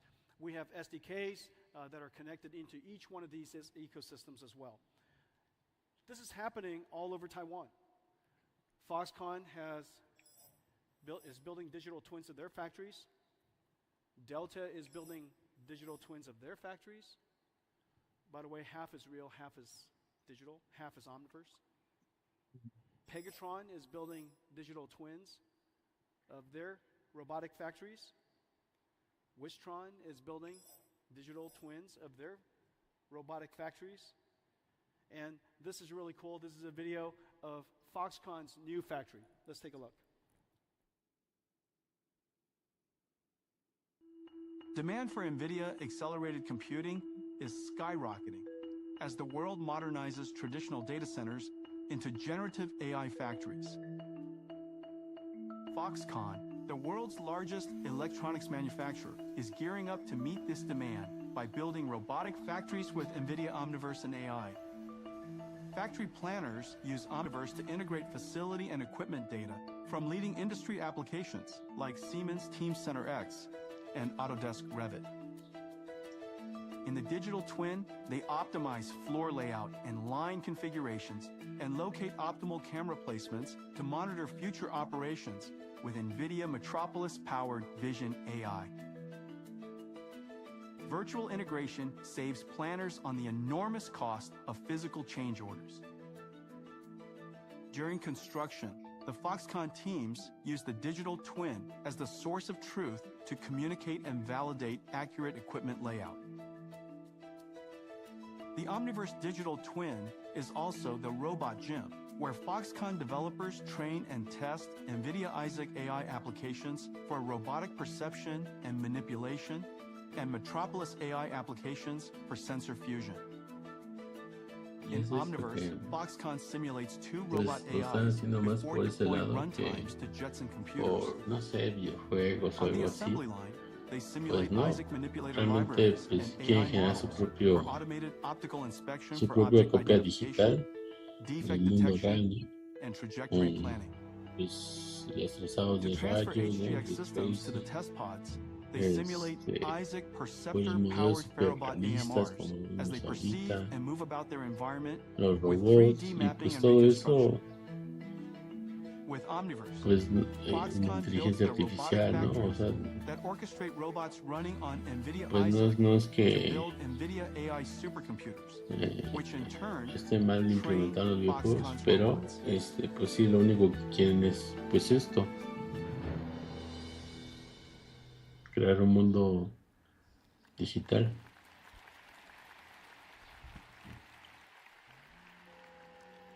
So a robotic factory is designed with 3 computers. Train the AI on NVIDIA AI. You have the robot running on the PLC systems for orchestrating the factories. And then you, of course, simulate everything inside Omniverse. Well, the robotic arm and the robotic AMRs are also the same way, 3 computer systems. The difference is the 2 Omniverses will come together. So they'll share one virtual space. When they share one virtual space, that robotic arm will become inside the robotic factory. And again, three computers, and we provide the computer, the acceleration layers, and pre-trained AI models. We've connected NVIDIA Manipulator and NVIDIA Omniverse with Siemens, the world's leading industrial automation software and systems company. This is really a fantastic partnership, and they're working on factories all over the world. Semantic Pick AI now integrates Isaac Manipulator, and Semantic Pick AI operates ABB, KUKA, Yaskawa, Fanuc, Universal Robotics, and Techman. And so Siemens is a fantastic integration. We have all kinds of other integrations. Let's take a look. ArcBest is integrating Isaac Perceptor into VoxSmart autonomy robots for enhanced object recognition and human motion tracking in material handling. BYD Electronics is integrating Isaac Manipulator and Perceptor into their AI robots to enhance manufacturing efficiencies for global customers. Idealworks is building Isaac Perceptor into their IWOS software for AI robots in factory logistics. Intrinsic, an Alphabet company, is adopting Isaac Manipulator into their flow state platform to advance robot grasping. Gideon is integrating Isaac Perceptor into Tray AI-powered forklifts to advance AI-enabled logistics. Argo Robotics is adopting Isaac Perceptor into Perception Engine for advanced vision-based AMRs. Solomon is using Isaac Manipulator AI models in their AccuPick 3D software for industrial manipulation. Techman Robot is adopting Isaac Sim and Manipulator into TMFlow, accelerating automated optical inspection. Teradyne Robotics is integrating Isaac Manipulator into Polyscope X for cobots and Isaac Perceptor into Mir AMRs. Vention is integrating Isaac Manipulator into machine logic for AI manipulation robots. Robotics is here. Physical AI is here. This is not science fiction, and it's being used all over Taiwan. And it's just really, really exciting. And that's the factory, the robots inside, and of course, all the products are going to be robotics. So there are two very high volume robotics products. One, of course, is the self-driving car, or cars that have a great deal of autonomous capability. NVIDIA, again, builds the entire stack. Next year, we're going to go to production with the Mercedes fleet, and after that, in 2026, the JLR fleet. We offer the full stack to the world. However, you're welcome to take whichever parts, whichever layer of our stack, just as the entire drive stack is open. The next high-volume robotics product that's going to be manufactured by robotic factories with robots inside will likely be humanoid robots. And this has great progress in recent years in both the cognitive capability because of foundation models and also the world understanding capability that we're in the process of developing. I'm really excited about this area because obviously the easiest robot to adapt into the world are humanoid robots because we built the world for us. We also have the most amount of data to train these robots than other types of robots because we have the same physique. And so the amount of training data we can provide through demonstration capabilities and video capabilities is going to be really great. And so we're going to see a lot of progress in this area. Well, I think we have some robots that we'd like to welcome. Those robots. There you go. About my size.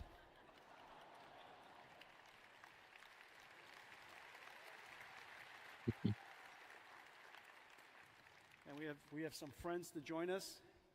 So the future of robotics is here. The next wave of AI, and La of otra course, vez trajeron el robot, ¿no? De Star Wars. computers with keyboards. Digo, un modelo como de Build Star computers Wars, for your más bien. pocket. Porque no sé si You build ya ha computers aparecido o no for data aparece. centers in the cloud. In the Pero future, you're los going to nuevos build computers robots, that walk and computers that roll, around. los que pudieran traer, ¿no? Los And chichitos. so these are all just computers. Para que no se As it asusten turns out, con los otros the robots technology is very humanoides. similar to the technology of building. Si le arranca un brazo a Jensen Huang o algo así. It's going to be a really extraordinary journey for us. Con RGB, el Pro. I want to thank. Y ya, eso fue todo. I've made one last video, if you don't mind. Something that we really enjoyed making, and if you let's run it.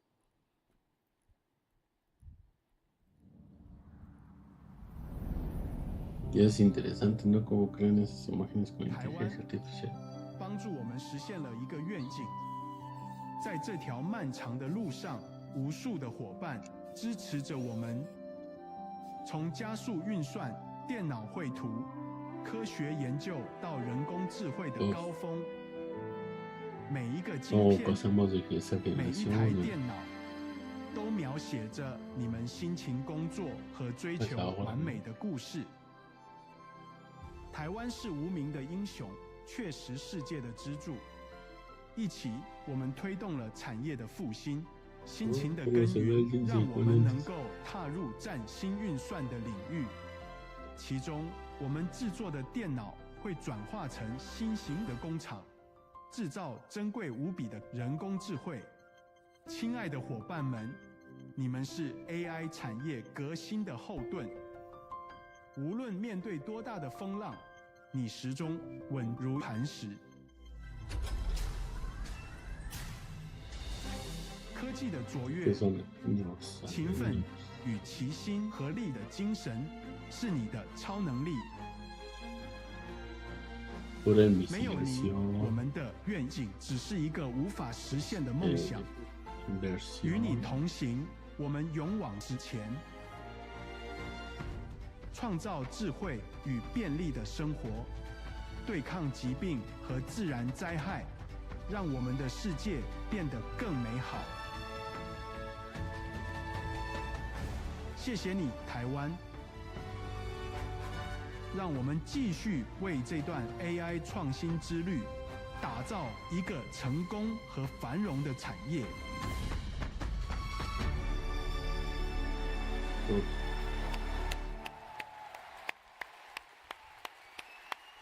大家谢谢 ，Thank you. Y eso fue todo. I love you guys. Thank you. 大家谢谢。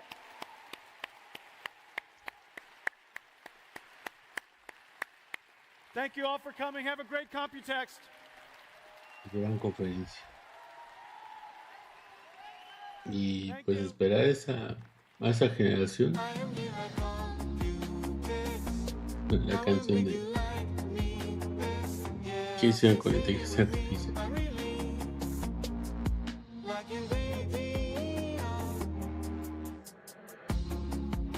Que cantó una vez, ¿no? Creo que Jensen, si no mal me acuerdo. Y ya todos se van. Ya ni siquiera le prestan atención.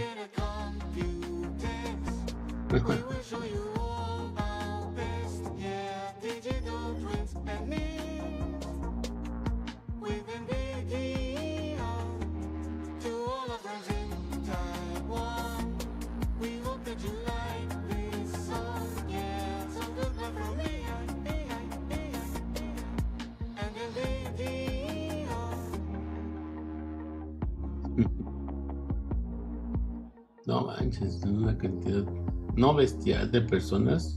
Yo digo que parece como un estadio de básquetbol, ¿no? Pero sí, son bastantes. Pues nada, no presentaron. No pensaba que presentaran nada de la RTX 50. Pero pues sí, como vieron, pues sí va a ser un gran salto, ¿no? Eso de la pues esta, bueno, la versión de la serie 40 a la serie 50, ¿no? Esta nueva de Brackwell. Pues nada, pues a ver cómo nos va con la serie 50 y pues esperar, si no, pues a la siguiente generación que no me acuerdo del nombre, algo de Rubí, si no mal me acuerdo. Le voy a bajar el volumen para buscarlo, ¿no? Vamos a ver, según yo,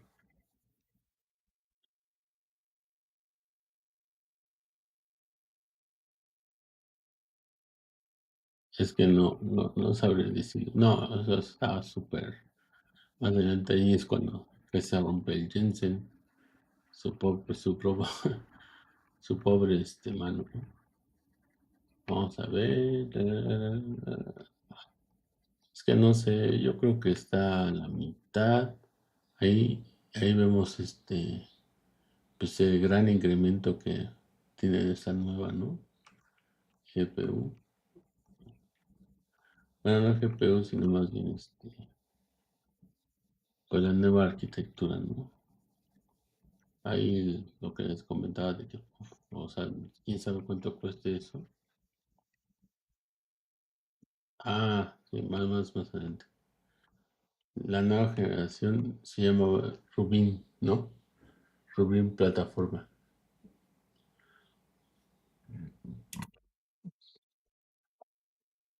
Esta es la que yo no es que espere, pero pues sí, o sea, si esta generación no es tan buena, pues espero mejor a la Rubin. Digo, quién sabe cómo le pongan en las GPUs de NVIDIA, ¿no? Las RTX. Pero si no es tan buena, si no es tan bueno, o sea, sí, ¿no? Blackwell, pero así, si no veo un gran cambio, pues me espero mejor a la Rubin.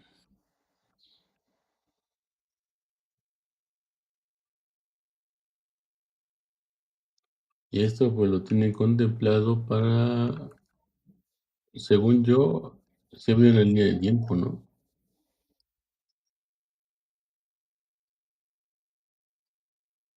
Ahí está, la línea de tiempo.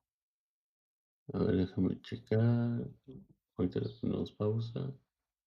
2027 o 2026, más bien. Sí, porque va a haber dos. O sea, está la Hopper, ¿no? Luego la Hopper con más GPU de 65 GMM, no sé qué es, ¿no? No me pregunten. GPUs, ¿no? En diferentes cosas, CPUs, está la Grace CPU, en Link está MLink o en MUV, en y Link Switch, ¿no? En NIS, sepa Dios qué es eso, Super NI, ¿no? Y en Switch, pues está la Quantum X400. En GPUs, pues está la Blackwell, ¿no? Y la Blackwell Ultra.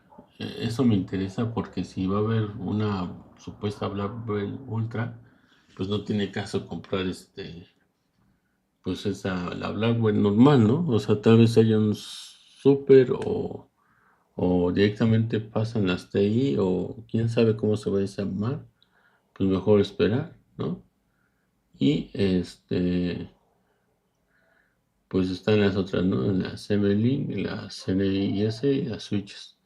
Y luego pasamos a la Rubin, que pues está en la Rubin normal, ¿no? De 85 ABM4, no me pregunte qué, ¿no? ¿Qué es eso? Y pues está la Ultra.